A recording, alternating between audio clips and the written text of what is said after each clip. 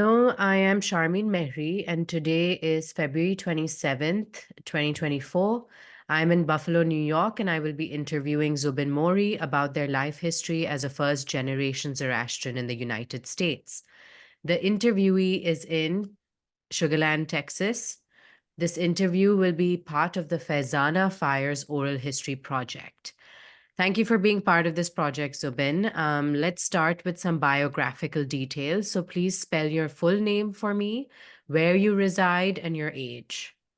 Yes. Hi, Charmaine. So, firstly, thanks for doing this with me. Appreciate it. And my full name is Zubin, spelled as Z-U-B as in boy, I-N. My middle name is Rusy. That's my dad's name, R-U-S-Y, and my last name is Mory, M-O-R-Y. And I am now 51 years old. I was born in 1972 in December, and I was born in. I grew up in Kaf Parade, which is in South Mumbai, and it is the area which is basically adjacent to Kolaba, and most of the Parsis would be familiar with Khushru Bagh, etc. Which is not too far from where I grew up. But I grew up in a cosmopolitan area, and it is basically an area which had a large number of like Hindus. We had Muslims, we had all sorts of people from various backgrounds and religious affiliations living there. It is a higher end area in Mumbai, so most of the people who were there were from in those days. I mean, again, this is like the 70s, 80s that I'm talking about, where the economy in India had not opened up as much. So you ended up having some very high end professionals there, and then mostly people who ran small businesses, etc. So those were the people I grew up with. I went to Campion School, which is a Jesuit school, again, in South Mumbai. It's basically in an area called Cooperage or Kolaba. And I was there from like first grade to 10th grade. My parents used to my dad worked for Godrej and Boyce, which is, the Godrej company, but the steel side of it. He was in the internal audit section, and my mom used to work for TCS, which is Tata Consultancy Services, and both of them used to work in Bombay. So we didn't move around much or anything. I just lived in Kaf Parade. Literally, I went to Jain College, then I went to medical school in Bombay before I came to the US. So I was just in the same area. So both my parents have passed away now. My mother passed away in 2013, and her name was Villu, Villoo, Villu Rusy Mory. I mean, same middle name, same last name. And my dad passed away in 2017, and his name is Rusy, R-U-S-Y, Pirosha Mory. My parents, yes, they were always in Mumbai. My dad went to Podar College and St. Mary's School in Bombay. My mother was actually at J.B. Pettit School, which was which is in Metro area, again in South Bombay. And my mother grew up and then she went to Sydenham College, which is again in South Bombay, in Churchgate. But my mother grew up in a place called Princess Street, which in those days, all the Parsis used to live there in that area. And that's where our two main Atas Berams are in Bombay. Both the Vadiaji and the Anjuman Atas Beram are literally across from the street from where my mother grew up in Princess Street. And also the famous Parsi Dairy Farm, the big mithai store, etc. That's all in that Dudwala, etc. That's all in that area. So And my dad grew up in an area. In those days, it used to be dominated by the Parsis, not anymore. Now, it's actually become a lower end area, and there's a lot of Muslims there, and a lot of Jain people are redeveloping it and building, big buildings, an area called Grant Road, which would be, again, most people would know it in Bombay. That is where the hub of the Parsi community used to be back in the 40s, 50s, 60s. We have that famous Kamabag there where people perform their Navjots, Lagans, etc. And then you have the Kamabag Agyari there. So he grew up in that area. And then when my parents got married, and then, at the time of my birth, that's when they moved out of that area. They moved to Worli initially, which is, where we have the sea link, which connects to Bandra. But, in those days, traveling from there to South Bombay used to be like a hike. So, that used to be considered like a long commute. So because they didn't want to be commuting that long, and, my school was in Kolaba, etc., they decided to move to Kaf Parade. But my grandparents, my grandmother was from Bharuch. Both my grandmothers actually were from Bharuch, but their parents used to live. So in case of my grandmother, actually, even my mother's mother, even her parents used to live in Bombay. Okay, so the immigration had happened one generation above her, from Bharuch, and her father and mother used to live in Nana Chowk, which is, we have the Parsi landmark there would be the Sethna Agyari, etc. So that again used to be, a fairly Parsi dominated area, the Nana Chowk, Tardeo area. So her family, my grandmother used to live there, my mother's mother. And my mother's father, his family was from Navsari. Again, his parents had passed away when he was little. So his family had moved to Bombay, in around the time, like right after his birth.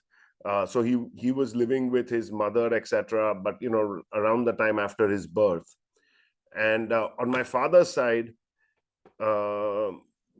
my father's father was from Surat. So if you look it back, we trace it all the way back to Surat. And so my grandfather was like the person who came to Bombay. My father's father, his father used to live in Surat, and he used to have two older brothers that I'd heard from my father. We didn't have much contact with them. Even my dad didn't have much contact with them, but they apparently were still back in Gujarat, in that Surat area. And I don't know what's happened of, that side of the family. But they were there. And my father's mother was again from Bharuch, but her family came to Mumbai. And then, way back in around the time, I think she came later, and her family was still in Bharuch, if I'm not mistaken. But all her siblings, etc., were all in Mumbai. Next to Surat, there is a village called Mory, M-O, I guess it's R-I, it's spelled like that. But so, maybe that's where our kind of family originated from. That's how we have an unusual last name. It could be connected to the village. But my grandfather, last name was Mory. His father, before him, used to be a bailiff in the British courts in the Surat area. So his father's last name used to be Bailiff. And his two older brothers, again, this is the story that I'd heard from my dad, his two older brothers, their last name was also Bailiff. But there was a big gap between the two brothers and my grandfather. And in those days, obviously technology wasn't as well developed, and medicine wasn't as well developed, or healthcare services, etc. So there was a lot of children that were that passed away, or miscarriages, etc., between the two older brothers and my grandfather. So there was a big age gap, and maybe some priest or somebody had told my grandfather that if this kid is born, for him to survive, you can change his name. And in those days they used to live in apartment houses back in Surat, where you had all these windows at the first level, which used to be kept open, whatever. And and we used to have those areas to bathe in the bedroom itself, right? It used to be open. I mean, I've seen those kinds of like open bedrooms and bathrooms even in Mumbai, like in the older apartments. They used to have it would just be like a small wall. It wouldn't be a full wall. And you would actually have to shut your bedroom door if you're taking a shower, and there would be no shower. You would have a bath with a balli, and with the lota. So they used to have a window there, and he said, bring him in from that side. And if you bring the kid in from that side, then that now could be an old wives' tale, whatever. He said, then the kid will survive. And I mean, obviously he survived, and so that's how they had changed the name. So I don't know whether it was related to the village or this story, but that's the genesis. Thank you for sharing that. And so now, can you describe a little bit more about your early childhood, the makeup of your home? What are some memories you remember of your home with your family? So again, it was pretty standard, but it was not the typical Bagh Parsi upbringing that you would expect. Okay, or like so in Bombay we have Baghs and like colonies, and we have Parsi populations concentrated there.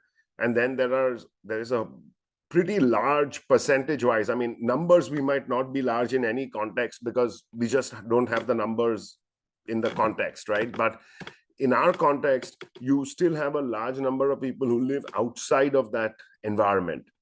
And we have a very different experience from the Bagh guys. Literally, I mean, like um, we don't speak that much Gujarati because we grow up with people who are not Parsis. So I grew up, like I said, with mainly Hindus.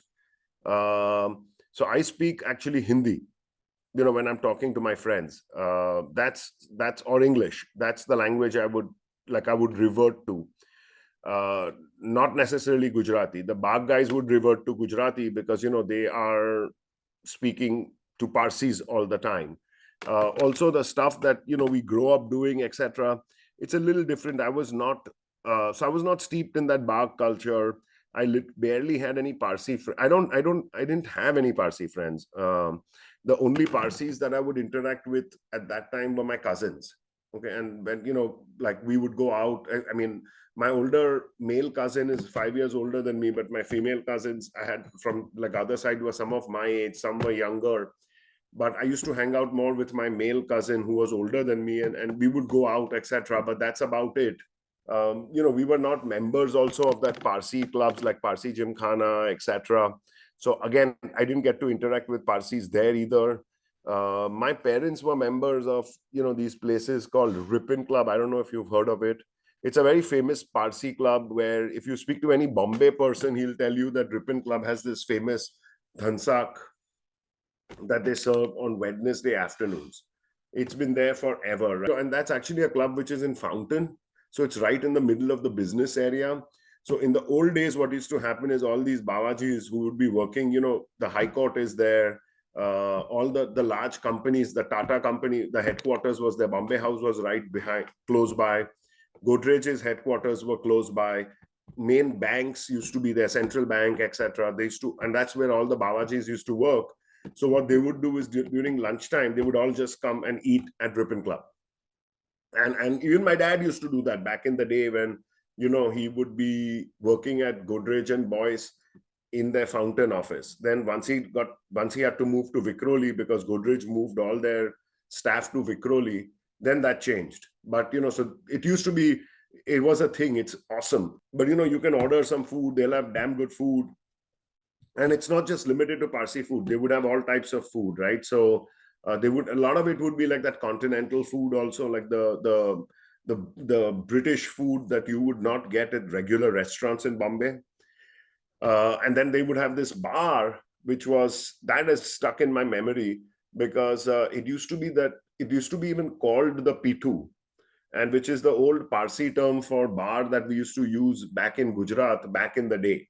And it was even made like that. They had made it out of like those bamboos and the thatch grass and all that, and they would have that tadi pot outside it.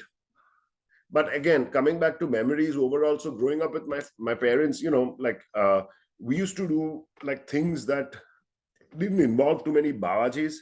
So I mean, I remember going for movies with my parents. And so our vacations used to be close by.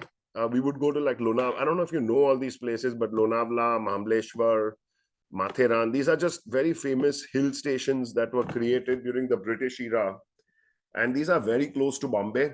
So at that time, it looked far to us, when we would, because it would take us like 3 or 4 hours. The trains used to be slower, the trains used to be less frequent, all that kind of stuff. So it would take us like 3-4 hours to get there. Now, when you look at it, like, it's not that far away anymore. Literally, like Lonavala, which used to be like such a big deal when I was growing up to go there, when we went back to live in India in 2011, we were living in an area called Parel, okay, which is, again, back in the day, it had a lot of Parsis. But from Parel to go to Lonavala, I could literally, if I was driving, I could go there in 1.5, 2 hours. And when I was growing up, it used to feel like, oh, we are going somewhere really, really far. So those used to be what we used to do. We used to go to a place called Matheran, which is very famous. That is one of the few hill stations around Bombay where they don't allow cars. So it's actually really cool. And it used to be back in the day dominated by Parsis. Either you could go horse riding. So there were no motor vehicles allowed there. So it's an ecologically sensitive area. So you could either go horse riding, or you could basically, like, they had these rickshaws in the old days, which were pulled by humans. And actually, they still have that, right? And I don't know if you remember, but if you see some movie from Hong Kong, etc., you will see those. So it used to be it's the same, and they still use those kind of rickshaws, or you can walk. But even if you go there today, like, again, it's a Parsi dominated place. Like, actually, one of the best hotels there now, it's ramshackle and broken down. But back in the day, it was very famous. It was a hotel called Lord's, which is owned by a Parsi family, and that whole area, you will see bungalows. If you're walking around, you will see all these bungalows that are owned by Parsis. All the names, you will see Parsi names all over the place. So that used to be a lot of fun, because obviously, and I took my kids also there when we moved to India. But in those days, the Parsi nataks used to be very famous. Even today, those are like, there are newer kids, but they are doing it and it's coming back. But it's not like how it used to be in its heydays with all these guys like Adi Maresban and Diniar Contractor. I had a 2-bedroom apartment, and my father's older sister used to live with us, my Fui. But I was always focused on like getting like an education and a career. So even I just didn't have too much time overall after a certain point, because in India, like, to go to medical school, we go after 12th grade. So you need to get a high grade, like, high score in your 12th grade exam to get into a medical school. And right around the time when I was going, like, applying for all that, and back, so my year was 1990. In 1988, we had this thing in India called Mandal Commission, okay, where they came up with this whole reservation concept, where they reserved 50% of all the seats for across the board, education, and even for jobs and all that, for the people from the lower caste. So all the Dalits, etc. So what ended up happening with that is, all of a sudden, the grades that you had to get admitted just skyrocketed. So I had a 92 in my physics, chemistry, and biology exam in my 12th grade. Had I been applying in 1998, okay, I would have easily gotten into any medical school in Bombay. In my time, I was the second last person, or literally in the last 5 or 7 people to get admitted into medical school with that grade.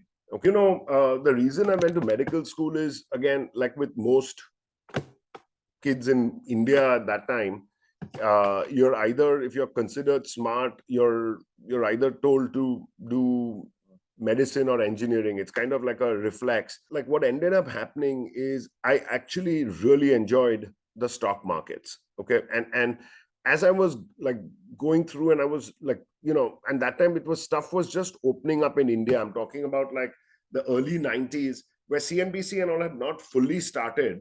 But 92 is when, Manmohan Singh started the reforms. And all of a sudden, like there were just various things that were kind of coming in place.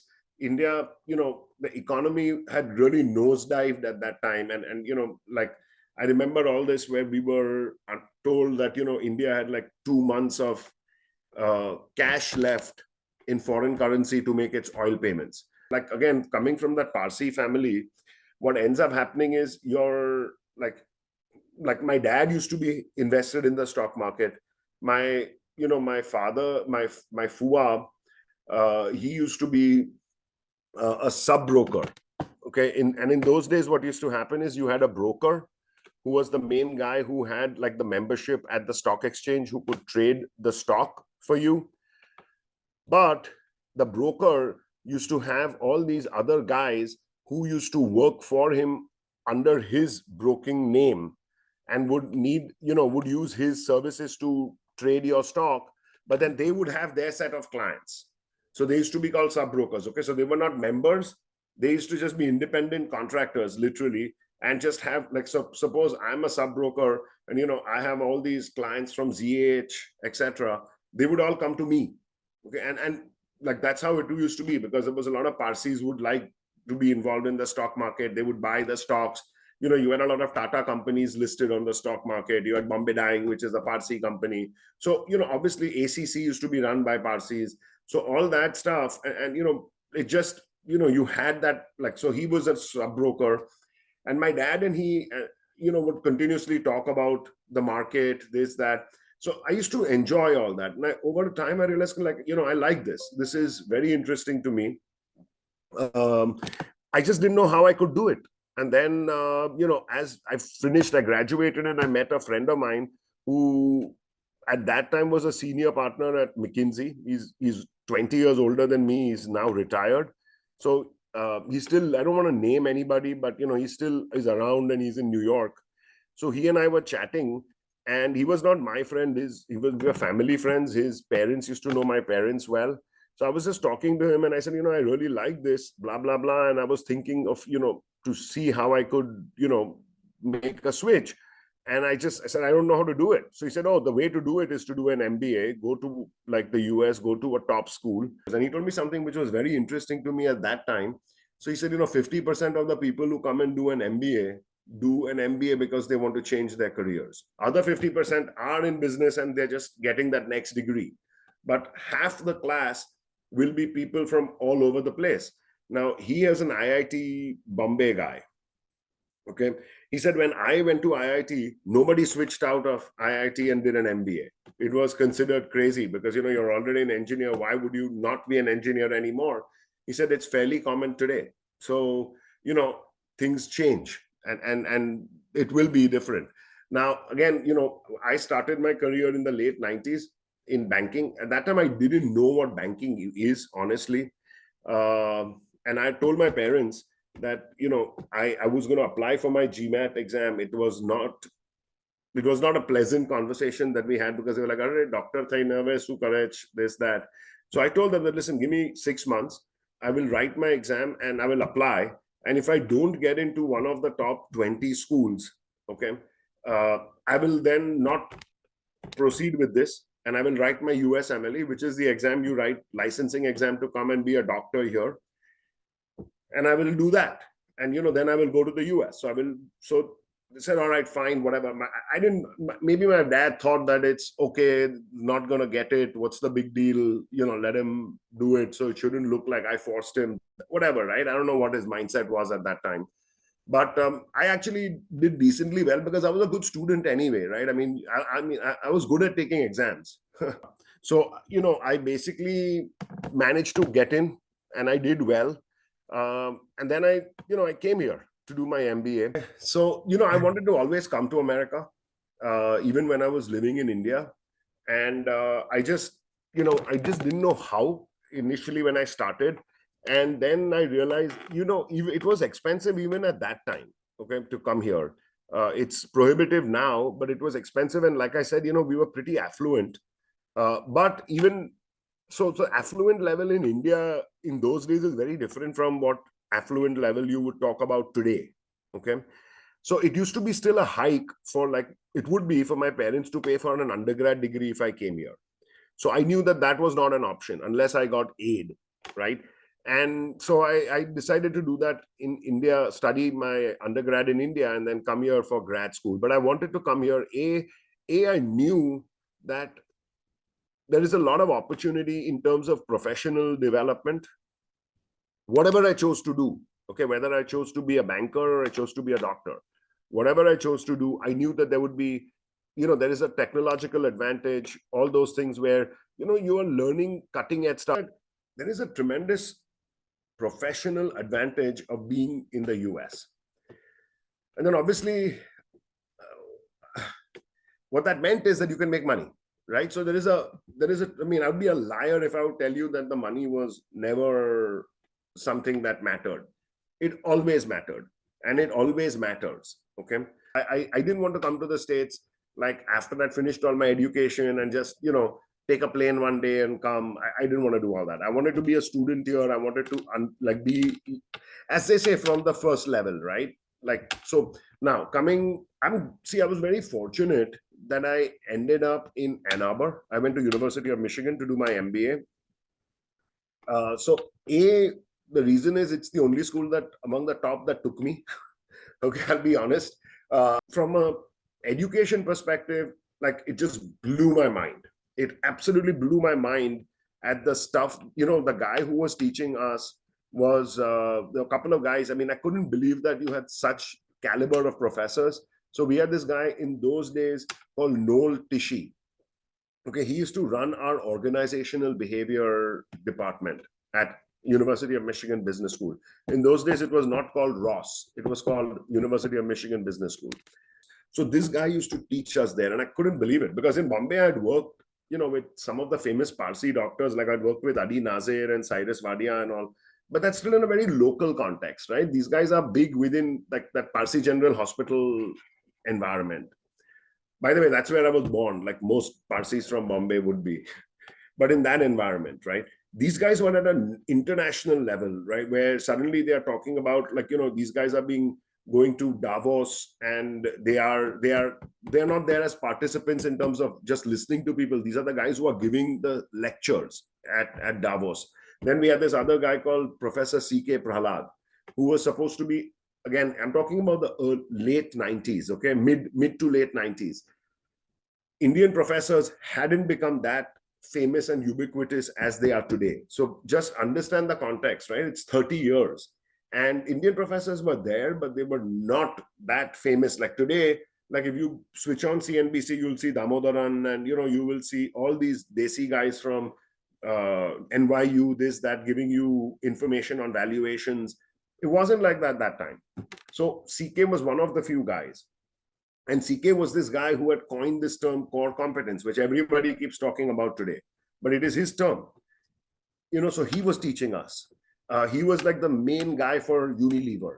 He was like a legend in India because he used to consult at that time with the Manmohan Singh government how to open up the Indian economy and how to create the... So, India has had a 30-year time frame where we have tried to get to where we are today. And he was part of that. So it was just mind-boggling to me to meet all these guys and talk to them. And then the other thing was the way they taught us. So in medical school, the concept used to be that if you have like a question, which is which we used to go, it used to be like a religion for us. So if it's like for 20 marks, okay, that means it's a long question. So you have to write, like, I can't remember the number. It was an ungodly number of pages that you had to fill up. So it would be like 5 pages or 6. I can't even remember now, but it used to be something like that, right? Okay, boss, it was a 20-mark question. You have to fill 5 pages. If it's a 15-mark question, then it comes down to like 4. If it's like 5 marks, then 2 pages is enough, right? So I was doing the stats, and that is the only time in Ann Arbor that I actually got a grade, which was pass. I didn't get a high enough grade because that was actually my first exam I was writing in Ann Arbor. I had completely changed, and the professor was this Indian guy from London. So he was not an Indian fellow. He was like a guy who was born in London. There's that bit of Indian parentage. And he was laughing at me when he saw me struggle, because he was a statistics professor. And I saw this page. He had given us a page, and you could only write within the lines he had given you. And he had asked a question, and he had given 3 lines, and it was for 20 marks. And I called him. I put my hand up and I said, sir, but this is for 20 marks. He said, yeah, so I said, but there's no space to write. He's saying, but you only need that much space to write this. I know what the answer is. No. So I said, but I can't write in this much space. It's for 20 marks. You will not give me any marks if I write it in, because we used to write nonsense, right? And like you had an introduction and then you put in this, that. So we are used to just filling up everything. So he started laughing. He's saying, where are you from, India? So I said, yes. So he said, what have you done before this? So I said, I was in medical school. So he said, oh, now I get it. You don't know how to answer these questions. He's saying, you will learn. He started laughing and he just walked away from there, and I was struggling. Then we had a finance exam, which is, again, all these things just blew my mind. If we're talking about learning experience, right? So the finance professor told us that for our finals, actually for even the midterms, he said, oh, by the way, you can bring one cheat sheet, okay? And you can write whatever you want on the cheat sheet and bring it for the exam. So again, like this bulb went off in my head, and we were studying all these Black-Scholes, etc., the option pricing model, etc. So I used that a lot in the later part of my life. But at that time, it was the first time it was really confusing. Everything was in Greek, literally Greek, okay? It's not like I'm saying it's Greek. It's literally Greek. I put my hand up and I said, but sir, that means I can write the Black-Scholes equation and bring it with me. So I will never forget it. So he said, yeah, do that, no? I said, oh, so then I thought I was a smart aleck, right? So I said, then I can write the whole textbook and I can bring it with me, right? If I can fit, he's saying, if you can fit it on the page, yeah, sure, go ahead. Who's stopping you? The only thing is, don't be stupid. And he laughed at me and he said, don't be stupid, where you write it so small that you can't read it in the exam, because that won't help you, right? So if you're trying to fit everything in and you write it so small, so that would be dumb. So I said, oh, okay, right, okay. He says, when I'm asking you a question, I want to see how you are going to apply everything that you have learned, okay? And again, this is something that I remember, because this happened, because he said, when you are looking at it in the future and when you're doing this, you will basically, in your offices, he said, what are you going to do? So I said, I want to be a banker. So he said, yeah, in your office. And he was right. I mean, he's saying, you will have a library, which we did. All of us, we had all these libraries and all in our offices. He's saying, you will go and ask them to get you the book when you need it. What is important is, when will you need to use that formula? You should know that. In what situation will you ask her to bring that book? And that's what I'm trying to teach you. Blew my mind. I couldn't believe that, So those are the kinds of things that, and I had a great time also in Ann Arbor. So I was not homesick and all that. Okay, honestly, I loved it. And the thing with Michigan is, it's a great school because it's a big school. So I was always grounded where I knew what the final goalpost was. But so I was not missing anything. I was having a lot of fun. I was studying, and it was completely different environment. The thing that blew me away and like I didn't like was the weather. So initially I didn't know what cold was, and Ann Arbor is cold. It's actually any point in time it would be like about, I guess, 10 degrees colder than New York, any point in time. And the jacket that I used to use in Ann Arbor, I used to have this thick jacket, which when I moved to New York, I took it with me. But the only time I used it was that one time when we had gone skiing to the Poconos. That's when I had never used it in New York because, it was not needed. It was so much cold. So that is what, I mean, I couldn't understand the cold. And the other thing is I couldn't understand the vagaries of the weather. So in Mumbai, if it's hot in the morning, it's hot all day. You know that. It's not. In Ann Arbor, I remember this in September, and this has happened to me. It was hot outside. And I had gone, like this is Ikdam in the beginning during our orientation. So it was outdoors. So I had just gone wearing a t-shirt and a pair of shorts. And I didn't even notice that people were wearing jeans and sweatshirts and all that day, right? And suddenly by lunchtime, it became damn cold. I was freezing. So I asked one guy, like, man, this is really cold. And then I saw he was wearing a sweatshirt and everything. I said, how did you know that you have to wear a sweatshirt? Because yesterday it was hot and you were wearing shorts. He's saying, oh, yeah, yeah. He's saying there's something called the weather channel that you should be looking at, watching in the morning, and that will tell you what it is. I said, oh, so that time I didn't know that there was a concept of weather channel, and in like Ann Arbor, the temperature just fluctuated within the day. Forget about, like from today to 3 days later. And so those were the things, but it was fun. It was a lot of fun. It was so fun that both my boys ended up right in Ann Arbor. My older guy graduated. He now lives in LA and he's working for Guggenheim in their fixed income department. My younger guy is still at Ann Arbor and he is a junior. He's writing his MCATs actually in March, in the next like 3 weeks, he's writing his MCATs. So both loved it. Dilnaz and I got married in 1999. Okay. And I was like, when she came, we were living in New York. So I was still working for DLJ. I was, as an investment banker. So she came into New York. We lived in the city. She started working for Credit Lyonnais. So she used to work for Credit Lyonnais in Bombay, which is a French bank. And so actually that worked out damn well for us because, in all these things, I used to be on an H-1B visa. So, I mean, I don't know how bad it is for like non-Indian people, but for Indian people, getting our immigration is a damn big deal. And it's very, very challenging and it's very difficult. So luckily, because she used to work for the same employer, they positioned it as an intra-company transfer. And she got an L1 visa, which is like it's a good visa to have. And with that, then they offered to do her green card. And that's very quick, the process. So that our green card came through in like 8 or 9 months. And, so that's, how like our immigration got sorted. So we got married in 99. Jay was born, our oldest son was born in 2000. So he was born in New York. So it's another funny thing. We've kind of moved around a little.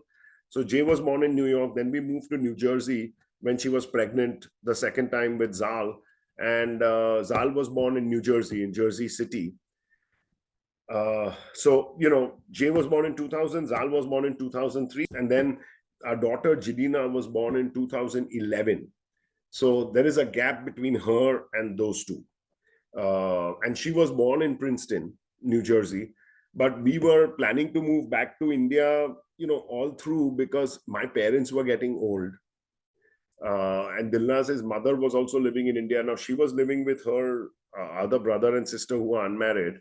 But even she was getting old, etc.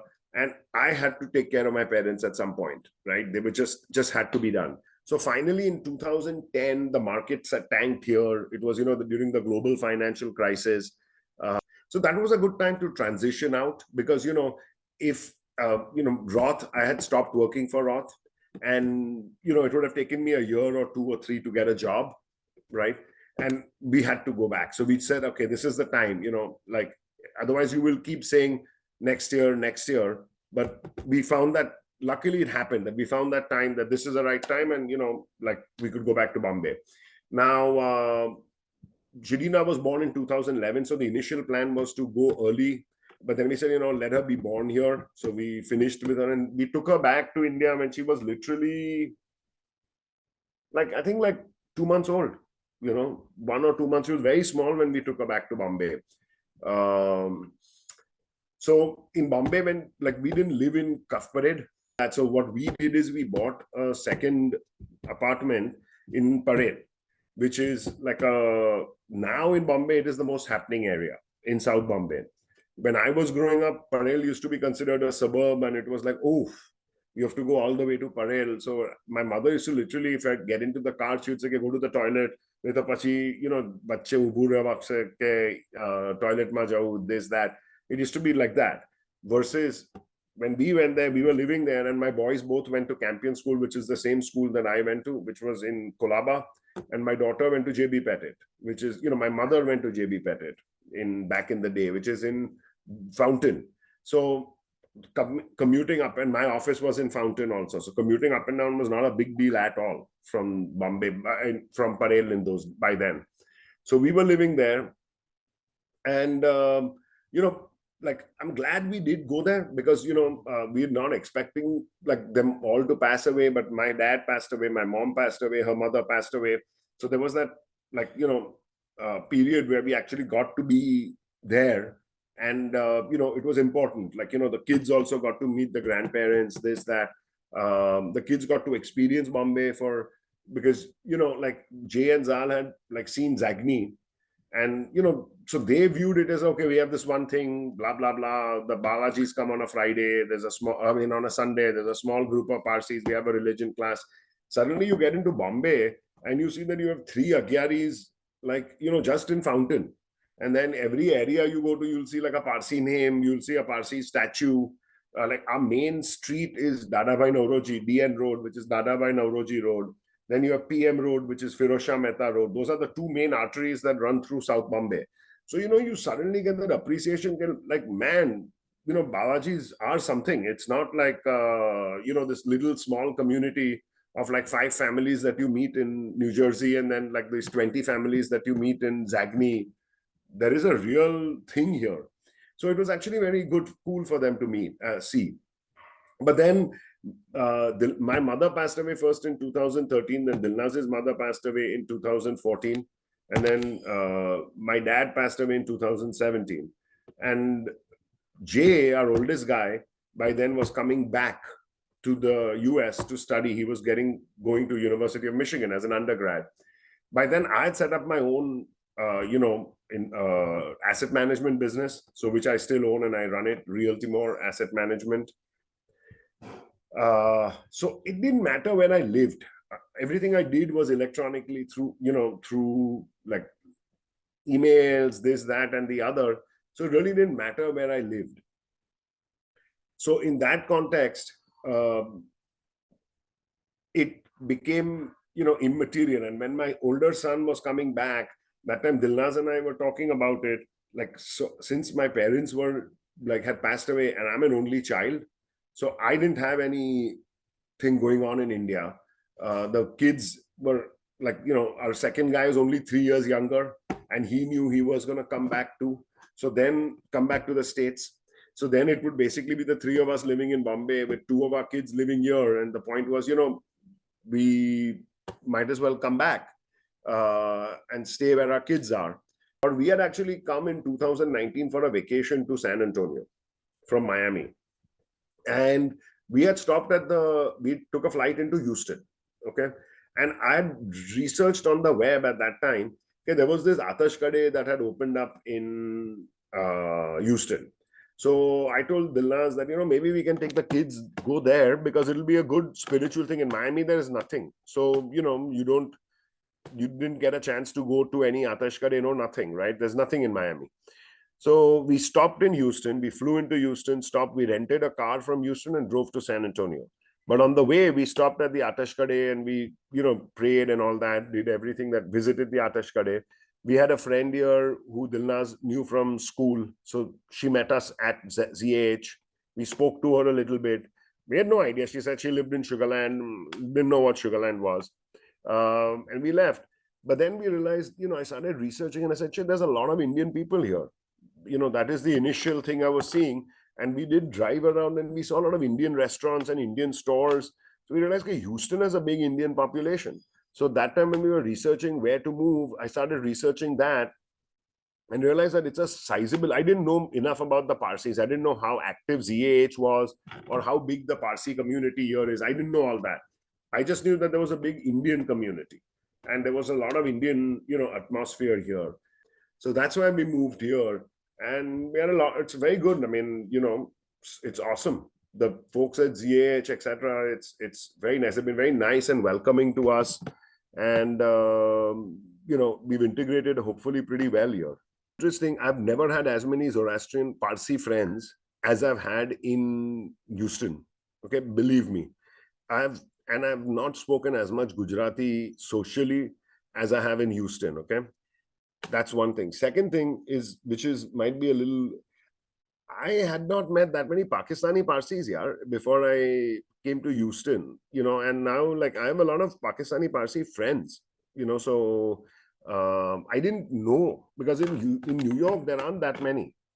There's a very small number, and I'd met like one or two in Florida, but that was just literally one or two, and one of them was married to an Indian Parsi lady, right? And that's it. And then suddenly I come here and it's like an army of people.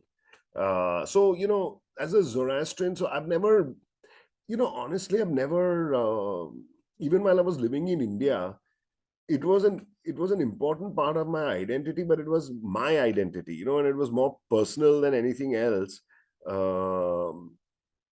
But that's about it. So I never fixated on it. It was part of who I was. And again, I always found it easy to get into that situation if I needed to, like here, right? So it's not like completely foreign to me. At the same time, it's not completely how I define myself. How would you like to, kind of give advice to the future generations who might be either first generations in the United States or like your kids who are, growing up here as a Zoroastrian or having parents who were, who migrated to the United States? So what's your So, advice for them? honestly, I think, and I tell my sons that, and my daughter also, I tell all my kids that. So this is a very personal thing. It doesn't mean that it's true for everybody, and different people operate differently. But I always tell them that, initially, I'm talking from a career perspective, right? I think there's different ages where you have to focus on different things. And when you're young, you absolutely need to be focused on your career. I've drilled it into both my kids' head, and also managed to save enough money where where you are kind of on a pathway to getting financially independent. Okay, the other thing that I like to tell my kids is, if you are doing something which is competitive, okay, you want to be in a highly competitive environment and you want to be able to take that pressure. So like you want to be, basically, in short, you want to be New York or California. The advice is always that try to be as, now of course if your personality is like that, right, so you don't need to be taking unnecessary pressure if you're not interested in doing that, because different strokes for different folks. But if that's part of your career plan, then you should absolutely be taking that maximum, most competitive area that you can be in. It'll help you grow, because that's where you realize whether you're good or not. And okay, if you're not, you're not. It's fine. It's not the end of the world. There are other things you can do. But if you are, that's great, because you will be rewarded. Like, I'll give you a simple example. Like, now with my son, like, all his people, like his boss is younger than me. Okay, his managing director. Managing director is an Indian guy. The guys in line between his managing director and him, there's a bunch of Indian people. There's a bunch of Indian people laterally with him and all across. Okay, and this is like, he's at Guggenheim, which is a big Wall Street firm. When I started at DLJ in 1998, we started as associates, which is the second lowest position. Above us, vice presidents. There was no Indian vice president, no black vice president, nothing. All only white. There was like maybe one or two women. My point is, you're going to be in uncomfortable situations. You're going to be in situations where, you are the only person who is doing something, doesn't mean that it's wrong. If you think it's good, it's, just do it. And then you'll see. And that's great. Thank you so much, Zubin.